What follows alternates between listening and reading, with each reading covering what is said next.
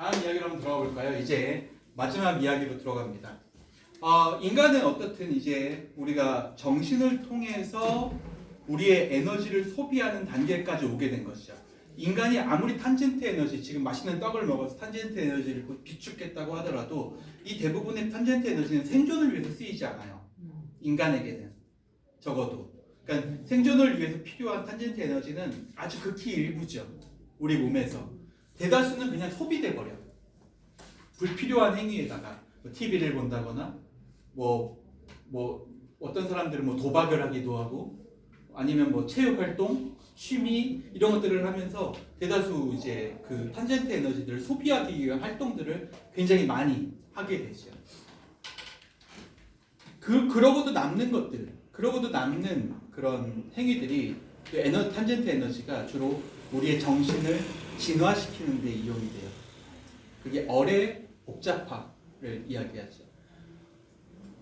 인족과 국가와 문명들이 생기고 커지고 발전한다. 탄젠트 에너지를 통해서 우리가 서로 조직을 이루고 사회를 이루면 그 조직과 사회는 점점 더 탄젠트 에너지를 증가시키기 원한다고 했죠.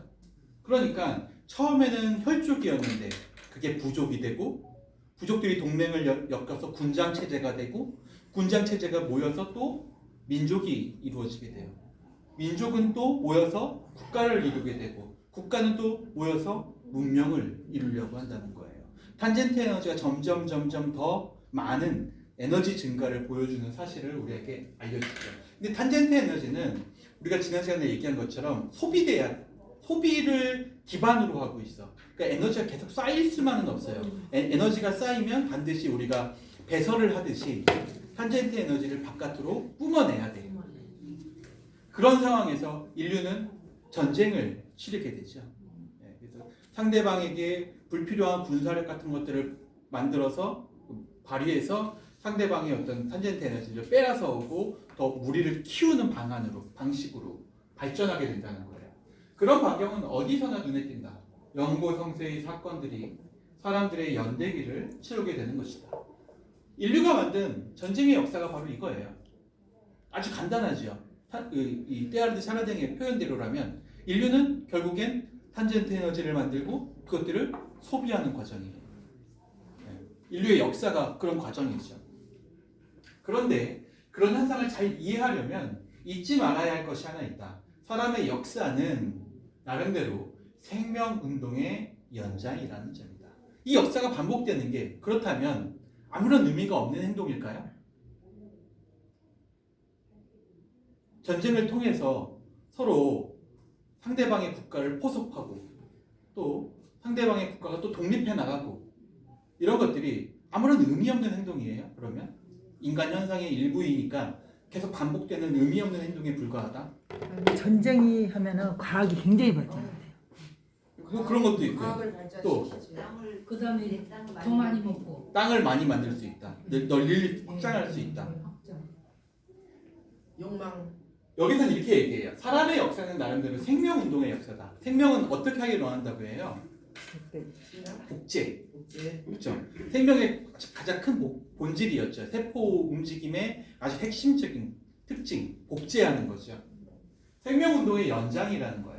모든 것이 사람에 의해 합리적으로 이끌어져 가는 것 같지만 실제로는 그 안에 있는 생명활동에 의해서 이끌어져 가는 거라는 거죠. 인간이 자기 의지대로 전쟁을 치르는 것 같지만 실제로 그 전쟁을 촉발하는 데에는 뭐가 작동했다는 거예요. 아주 초기에 있었던 인류 생장의 힘, 초기 생명의 원천이 그 안에 작용했기 때문에 그런 역사가 만들어진다. 역사가 말하는 사회적 가지치기 현상은 여전히 자연사에 속한다고 볼 수 있다. 쉽게 말하면 인간이 만드는 역사도 곧 진화의 과정이야. 심지어 그건 육체적 진화이기도 해요. 또 정신적 진화이기도 하죠. 왜냐하면 전쟁을 통해서 인류는 어떻게 하고 있어? 시스템을 발전시키고 있어요. 공산주의 사회와 불과 60년 전만 해도 냉전이었잖아요. 그렇죠? 네. 냉전 체제만 해도 미국과 소련이 엄청난 그런 첩보전을 하면서 탄젠트 에너지를 소비시키고 있었어요. 그런데 지금 어때요? 냉전이 끝났잖아요. 냉전이 끝나고 난 다음에 어떻게 됐어요? 둘 다 자유시장 경제 체제로 접어들었죠. 그러니까 결과적으로는 이런 시스템, 이념에 따른 체제가 이 경제 체제로 변환되는 시기적 변화가 그 안에 들어가 있는 거죠. 불과 60년 안에 여러분이 살아계신 시기 안에 소비에트 연방이 무너지는 걸 봤잖아요. 그렇죠? 그 현상이 뭘 의미한다는 거예요? 진화를 의미한다는 거예요. 시스템의 진화. 그래서 공산주의 시스템을 가지고 있던 경제 체제를 가지고 있던 사회주의가 자유주의 경제 체제로 전환되기 시작해요. 비슷한 형태로 중국도 공산주의 형태를 가지고 있었지만 결과적으로는 자유주의 형태로 변화됐죠. 경제 체제가. 이런 방식으로 시스템이 변화하는 것도 뭐라고 얘기할 수 있다는 거예요? 진화, 생명 활동의 연장선으로 이해할 수 있다는 거죠. 쉽게 말하면 여기서 말하는 사회적 가지치기, 불필요한 것들을 제거하는 거죠. 불필요한 탄젠트 에너지들은 제거하자. 그게 역사적으로 본다면 뭐에 가깝다는 거야? 전쟁에 가깝다는 거예요. 전쟁. 인간이 하는 이런 수없이 많은 전쟁들도 결과적으로는 생명 현상의 연장선에 있다. 진화의 연장선에 있다. 그걸 잘 보면요, 이래요. 경쟁과 제거가 이루어지죠. 주로 전쟁을 통해서 경쟁하고 제거하는 단계가 이루어집니다. 이거는 따지고 보면 동물에게서도 똑같이 이루어지는 행위예요. 두 번째, 동화라는 게 일어나요. 점령하고 난 다음에는 우리 것으로 만들지요. 그래서 남미 지역에 가면 남미의 수도 명칭이나 마을 명칭이 전부 다 스페인어나 포르투갈어로 되어 있잖아요. 동화죠. 동화도 마찬가지로 동물 현상에서도 마찬가지로 드러나는 특징이라고 볼 수가 있습니다. 생명 현상의 연장선에서 모든 인간 현상도 이해할 수 있다는 거예요. 특히 동화의 경우, 사람의 경우에는 완전하고 철저한 제거가 예외적이고 2차적이다. 만약에 일제강점기에 일본이 우리나라를 침략하고 난 다음에 조선인들을 모두 말살해버려 라고 했다면 지금 우리나라는 없겠죠. 네. 사람의 경우에는 이렇게 완전히 말살하는 경우가 굉장히 예외적이고 2차적이라는 거예요. 동물들의 경우는 그런 경우가 있어요. 가령 이 두 침팬치 사회에서 한 침팬치 사회가 다른 침팬치 사회를 우두머리를 제거한 경우 두 사회가 서로 합쳐지거든요. 그 합쳐지고 났을 때 이 우두머리 침팬치가 제일 먼저 하는 행위가 다른 집단에 있는 어린 개체들을 다 죽이는 거예요. 네. 왜냐하면 자기의 혈족이 아니라는 확신이 있잖아.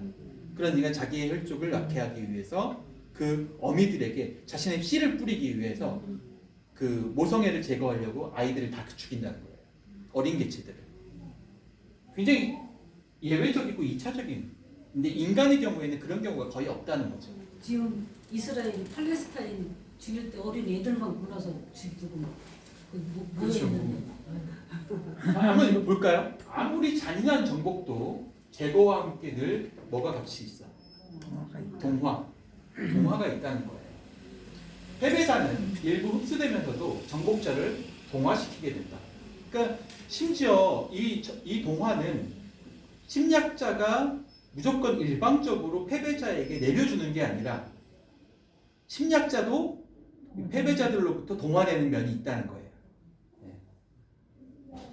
그 저항이 강력해서 오랜 긴장 속에 천천히 침투에 들어가면서 서로가 영향을 받게 된다. 그러면서 정신의 교류를 통해 서로 상당히 풍부해지게 되는 것이다. 그러니까 전쟁 자체가 나쁜 면만 있는 게 아니라는 거죠.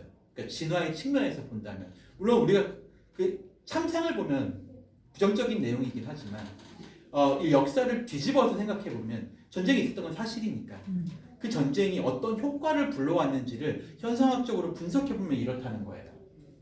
오랜 긴장 속에서 천천히 서로 다른 문화가 침투에 들어가면서 좀 더 다양한 문화를 꽃피울 수 있게 되는 거죠. 우리가 알고 있는 헬레니즘 문화가 바로 이 동서 문화가 그런 방식으로 결합된 거라고 볼 수가 있습니다. 그러면서 정신의 교류를 통해서 인간의 얼이 풍부해진다. 민족 전통이 서로 섞이고 또한 뇌의 유전자도 서로 섞이는 이중 현상의 결과 진정한 생물학적 화합도 일어난다. 실질적인 혼혈도 발생한다는 거죠. 실질적인 혼혈. 전에 개통수 위에서는 단순히 핏줄이 서로 얽히는 것이었다. 그러나 이제 호모사피엔스의 전 영역에서 이런 종합이 발생한다. 쉽게 말하면 그 전에 동물들 같은 경우에는 이런 방식의 혼혈이 일어나서 새로운 개체가 만들어질 수는 있지만 인간의 경우에는 혼혈이 일어나면서 뭐까지 일어나? 정신적 동화까지 일어나게 된다는 거예요. 그러면 새로운 인류가 탄생하는 거라고 볼 수가 있는 거죠.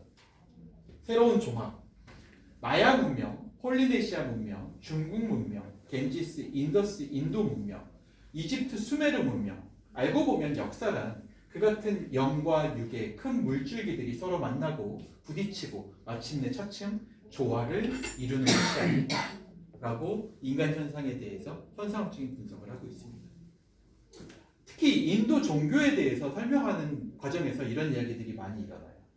인도는 철학과 종교가 크게 일어났던 곳이다. 그것은 고기압을 이루어 우리에게 불어왔다. 지난 역사 속에서 우리 각자에 미친 신비주의의 영향은 말로 다 할 수 없을 만큼 크다. 그러나 사람을 사람답게 하는 분위기를 불어넣기에는 신비주의가 좀 지나치게 크다고 볼 수 있다. 수동성과 떠나려는 경향이 너무 커서 세상을 일굴 수 없었다. 이게 무슨 얘기를 하고 있는 거냐면 인도에서 시작된 그 큰 종교 중에 하나가 바로 힌두교였어요. 불교와 힌두교였죠. 그런데 이 불교와 힌두교가 왜 전 세계를 뒤덮지는 못했을까라는 거예요.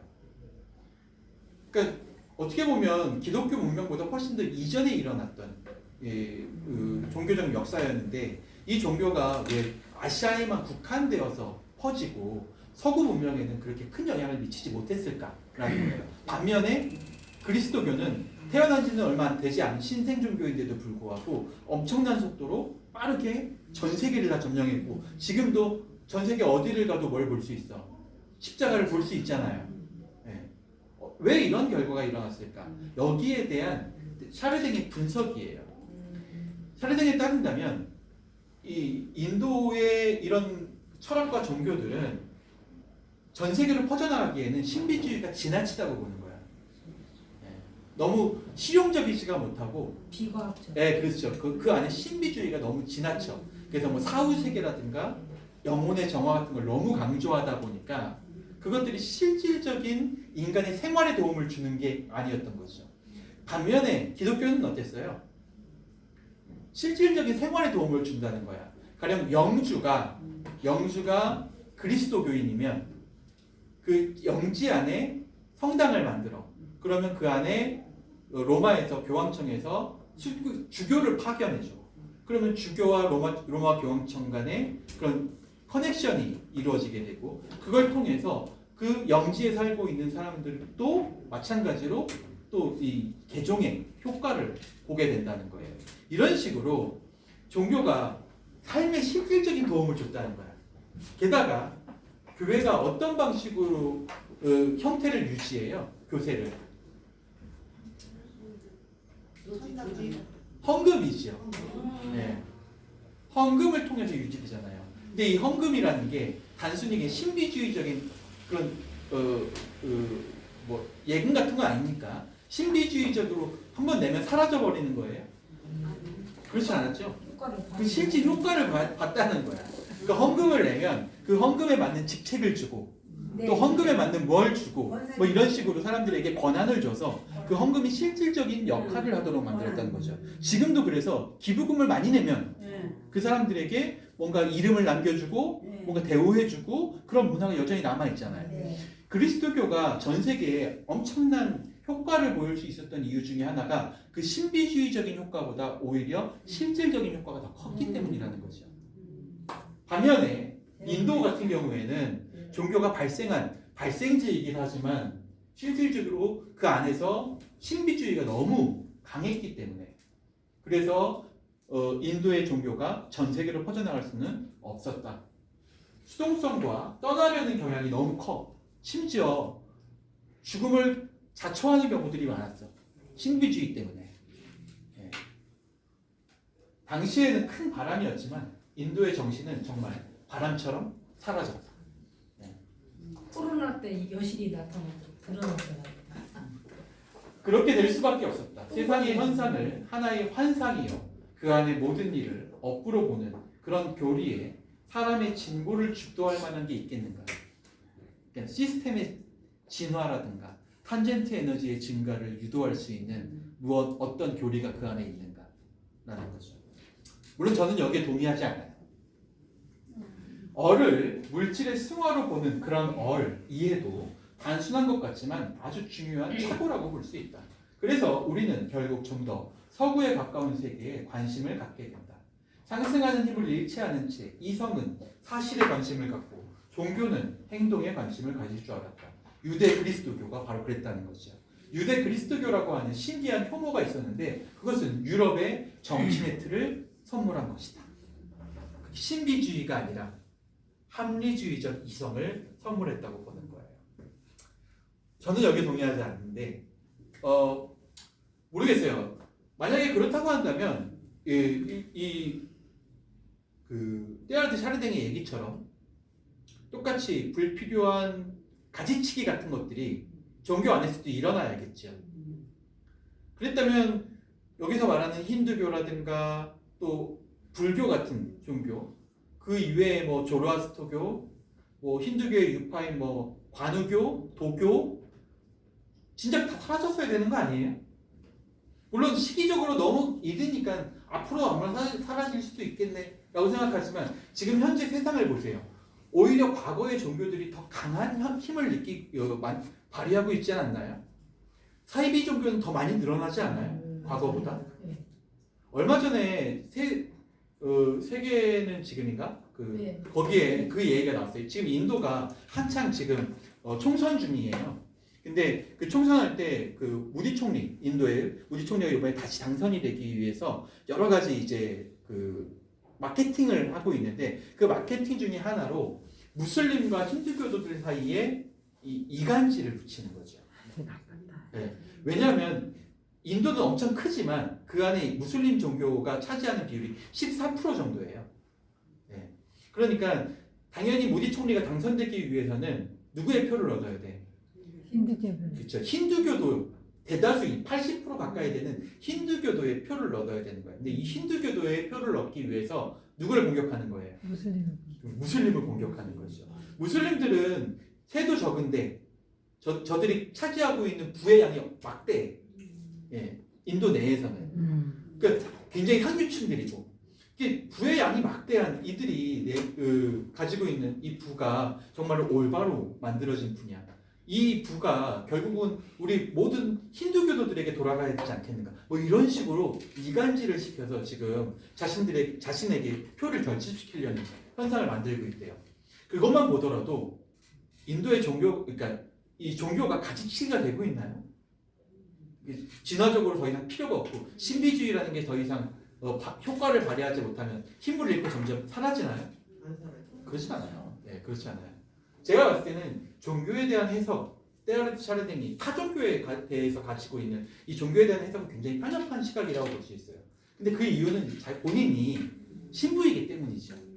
특히 유대 그리스도교가 얼마나 강력한 종교인지를 본인은 이제 신념적으로 믿고 있기 때문에 그 이외의 다른 종교에 대해서 진화적으로 좀 미숙하다라고 지금 얘기하고 있는 거예요. 이런 부분에 대해서는 조금 걸으면서 읽을 필요도 있어요. 역사의 전환점이 있습니다. 18세기 말에서 바로 이 역사의 전환점을 볼 수가 있는데요. 경제와 산업이 변화할 때 곧 사회가 함께 변화되었던 시기라고 볼 수 있습니다. 우리가 흔히 이제 이때를 대혁명의 시기 이렇게 이야기를 하죠. 1870년대, 90년대 이때쯤에 이제 프랑스 대혁명 같은 것들이 일어나면서 체제가 왕정에서 이제 공화정으로 완전히 뒤집히면서 민주화의 초기 모습이 나오기 시작해요. 거기에 가장 큰 영향을 미쳤던 게 바로 지식. 그 지식 중에서도 경제와 산업에 대한 지식이 가장 큰 영향을 미쳤다고 얘기합니다. 특히 이 경제와 산업은 공간과 시간에 대한 개념을 사람들에게 알려줬어요. 가령 기차 시간, 증기 전차, 증기 기관선 이런 것들이 가는 시간 같은 것들이 일정해지잖아요. 철로가 생기면서 사람들이 거기에 익숙해지려면 시간 개념을 알아야겠죠. 과거에는 그냥 새벽에 해 뜨면 나가가지고 일하고 해지면 들어오고 이런 식이라서 시간이 필요 없었잖아요. 그런데 이제부터는 이제 시간을 분 단위로 다 알아야 돼. 예. 이 개념이 사람들에게 뭘 발생시켰다는 거예요. 시스템의 전환을 요구시켰다는 거죠. 특히 프랑스 대혁명 같은. 두 번째, 지속에 둘러싸이기 시작해요. 역사 개념을 가지게 된다는 거예요. 우리가 살고 있는 이 역사가 얼마나 오래된 역사인가, 혹은 이 역사가 언제 꺼질 것인가, 이 역사의 불꽃이 세계에 대한 관조가 일어나요. 왜냐하면 그때만 해도 이 남미 제국, 이 남미에 있는 많은 인디언들이 스페인과 포르투갈에 의해서 점령당하는 시기야. 2000년, 심지어는 3000년간 만들어져 있던 그 견고한 문명들이, 인더스 마야 문명들이 하루아침에 그냥 몰락해버리는 걸 눈으로 보는 거죠. 2000년이나 지속됐던 문명이 하루아침에 사라지는 걸 보면 지속에 둘러싸일 수밖에 없어요. 어떤 문명이 오래 가는가? 유럽 문명이 왜 오래 갈 수 있는가? 저들은 왜 무너져야만 하는가? 이런 생각들을 하게 되는 것이죠. 세계에 대한 관조적 의식을 갖게 됩니다. 세 번째로 빛이 나타나요. 존재에 대한 인식과 반성을 하게 되죠. 쉽게 말해서 이 빛은 과학이에요. 그래서 생물학적 관점에서 역학관계를 해석하게 되는 거예요. 인간을 새롭게 해석해요. 신이 창조한 것인가? 아니면 유사한 다른 동물로부터 진화한 것인가? 네. 이런 것도 빛에 의해서 우리가 깨닫게 된 내용들이라고 볼 수 있죠. 미래의 자연사는 그렇게 쓰여질 것이다. 그런 관점에서 보면 우리가 습관으로 세상을 이렇게 저렇게 갈라놓고 나누는 일은 결국에는 쓸모없게 될 것이다. 테아르트 차르댕은 이렇게 얘기해요. 지금의 이런 문화적 침탈과 이런 것, 그러니까 지금 이때가 이 책이 쓰여질 때가 1930년대거든요. 1930년 이후에 이제 2차 세계대전 지나고 이때쯤이에요. 막 국가 간의 경계 같은 것들이 일어나고 막 이런 경계선이 생기고 이런 시기인데, 테아르트 차르댕은 이렇게 생각한 것 같아요. 이게 끝날 것 같지는 않아. 계속 반복되겠지. 왜냐하면 가치치기니까. 이게 진화의 단계니까.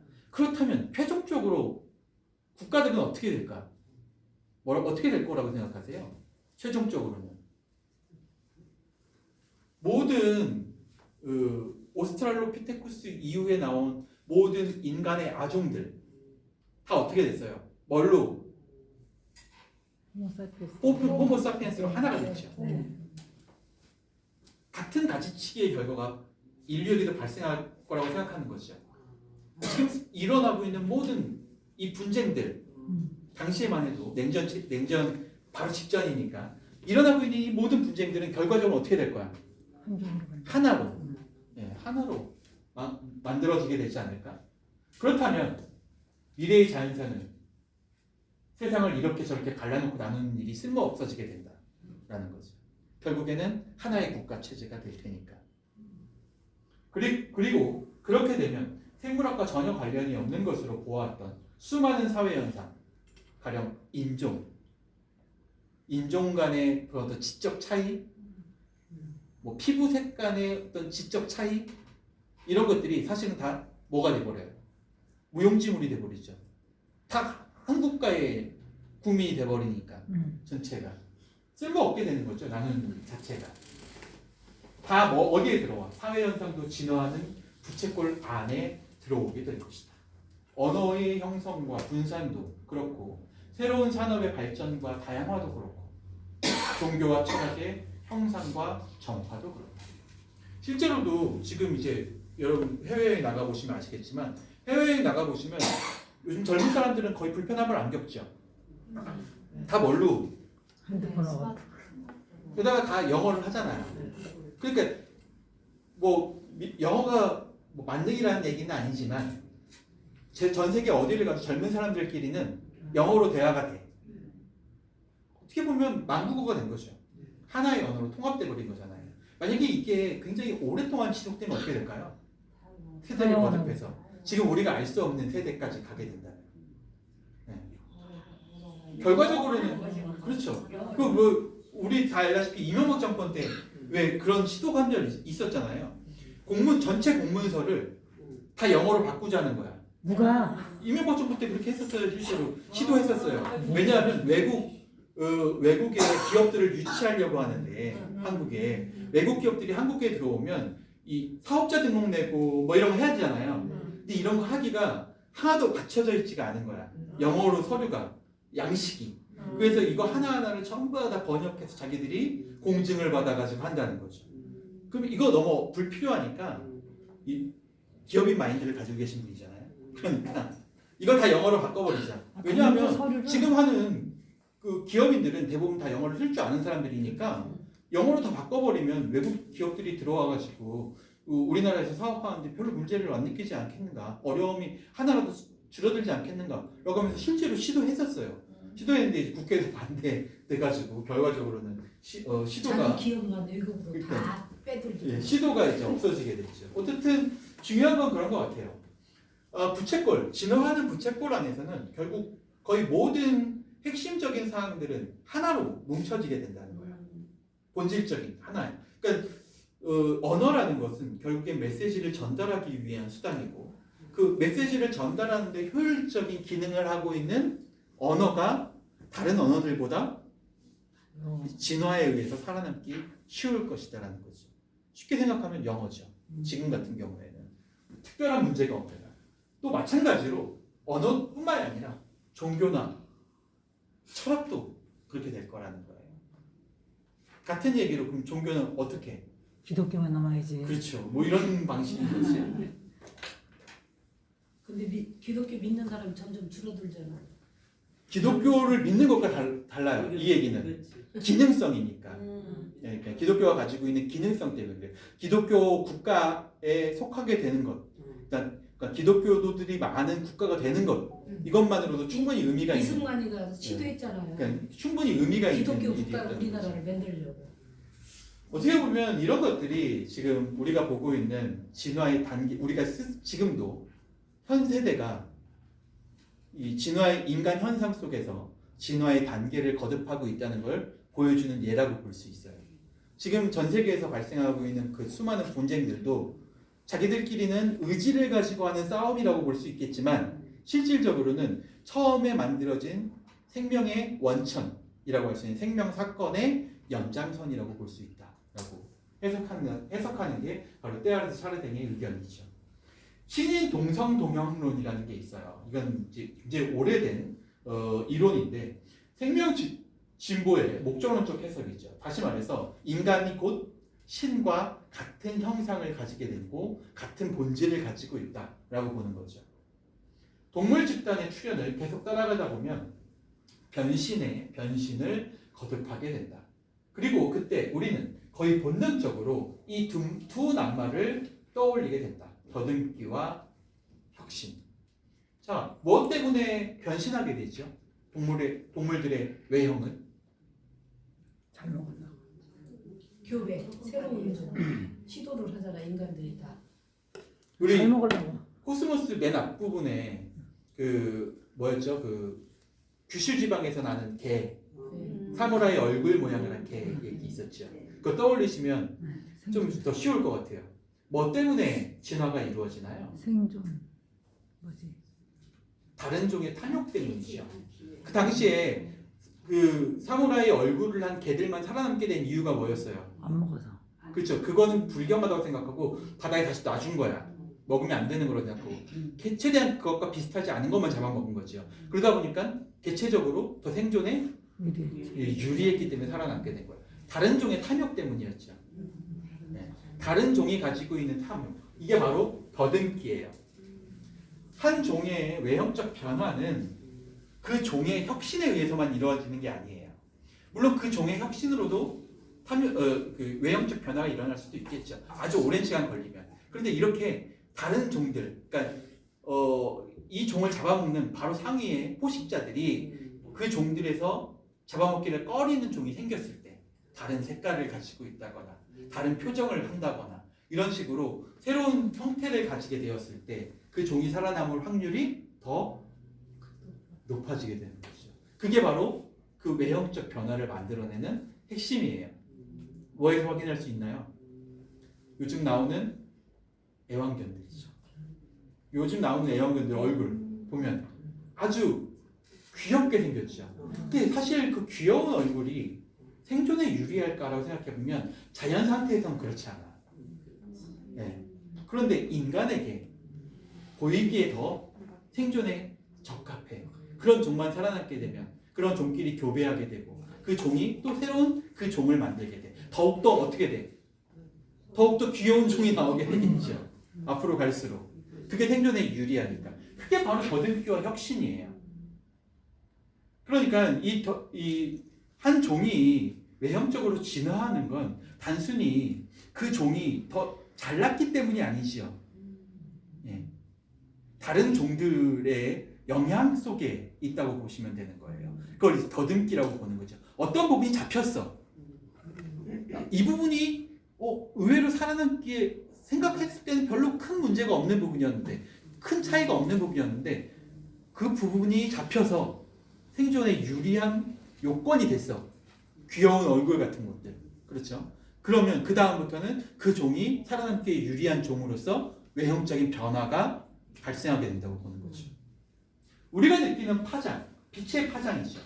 빛의 파장은 우리 안에서 생긴 것이 아니다. 그러니까 우리가 눈으로 보는 것들은 대다수 다 어디에 의해서 우리가 눈으로 볼 수 있는 거예요. 빛에 의해서만 볼 수 있어요. 색깔을 구별할 수 있는 것도 빛이 있기 때문에 가능한 거예요. 우리가 느끼는 파장은 우리 안에서 생긴 것이 아니다. 아주 멀리서 온 것이요. 처음 생긴 별빛에서 나온 파장이다. 자, 이렇게 생각한다면 생명도 마찬가지죠. 우리가 가지고 있는 생명도 우리 안에서 스스로 생겨난 게 아니라는 거예요. 다 어딘가에서 온 거지요.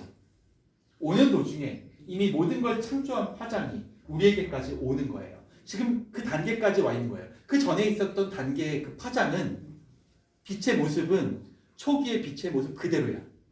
전혀 바뀌지 않았죠. 그런데 그게 조금씩 시기와 시간과 역사를 거듭하면서 우리한테까지 다가온 거예요. 그런데 다가오고 나면 어떻게 돼? 달라져. 다가온 모습은 달라진다는 거예요. 원천에서. 인간의 모습도 신으로부터 왔어. 때아르듯 살아나는 게 따른다면 우리의 모습은 지금 달라져 있어요. 원천으로부터 달라져 있죠. 초기에는 원천과 같았을 수 있다는 거예요. 그래서 신인 동성 동형론이라는 논리가 나온 거죠. 원천은 같아. 인간도 신과. 그런데 오랫동안 떨어져 나오면서 신과 다른 외형을 가지게 되었어. 생존에 유리한 형태의. 그리고 언젠가는 뭘로 돌아가? 그렇죠. 다시 원래대로 포인트가 오게 되면, 그 포인트가 오게 되면, 그 지점에 오게 되면 다시 원래대로 돌아갈 수밖에 없어. 이게 바로, 왜냐하면 에너지는 쌓이면 엔트로피 법칙에 의해서 에너지를 소비해야만 하니까. 쌓인 에너지는 소비되어야만 하잖아요. 지금은 쌓여 있는 단계야. 쌓고 있는 단계야. 근데 어느 순간 인간의 정신 얼에너지와 육체 에너지가 한계에 이르게 된다면, 진화의 한계에 이르게 된다면 그 한계 이후에는 어디로 돌아가야 돼? 그 에너지를 해소하는 방향으로 돌아가야 돼. 다시 원래대로 돌아가야 된다는 거죠. 그래서 인간이 곧 어디로 갈 수 있다는 걸 의미해요. 신에게 갈 수 있다는 걸 의미한다는 거예요. 이렇게 해석할 수 있다는 거죠. 이게 바로 정신의 영원한 진화의 원리다. 계속 이어지는 생명체 중에서 사람은 마지막에 나왔어. 그러니까 부채꼴로 본다면 사람은 첨단 끝에 있다는 거예요. 네. 다른 동물들도 마찬가지지만 인간은 그것보다 더 끝에 있어. 왜냐하면 다른 동물들은 진화가 멈췄지만 인간은 계속 진화를 거듭하고 있으니까. 계속 이어지는 생명체 중에서 가장 마지막 생명체, 생명의 원천으로부터 시작해서 가장 마지막 단계에 온 생명 현상이 바로 인간 현상이야. 그래서 마지막이야. 인간 이외에는 없어. 이후는 없어요. 때아르듯 살아내기 생각할 때 인간은 가장 마지막에 나왔고 가장 신선하며 가장 복잡하고 가장 야릇하다. 신비롭다. 오직 사람만이 그렇다. 인간은 달라요.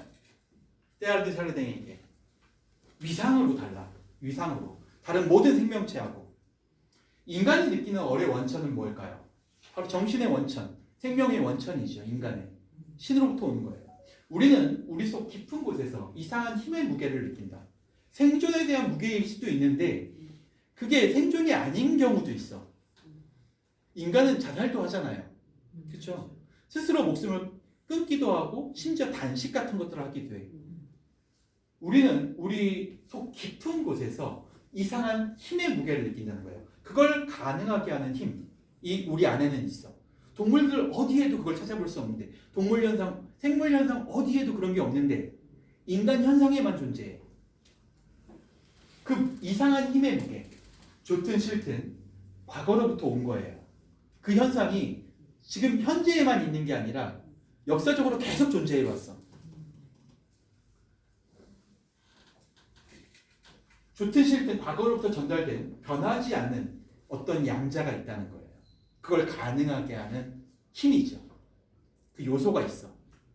또 한 가지 우리가 분명히 느끼는 것은 우리 앞에 생명의 파도가 어떻게 펼쳐질지는 그 양자 에너지를 어떻게 사용하느냐에 달려 있다는 점이다. 쉽게 말해서 여러분도 역사의 중심이 될 수 있죠. 네. 어떤 방식으로? 여러분이 열심히 노력해서 정신의 얼을 가지고 민주주의보다 더 훨씬 더 완벽한 시스템, 사회 시스템을 만들어서 고안해서 그걸 위해서 목숨을 바쳐서 헌신하면 여러분이 역사의 주인공이 되는 거잖아요. 그렇죠. 너무 늦은 것 같은데. 그런가요?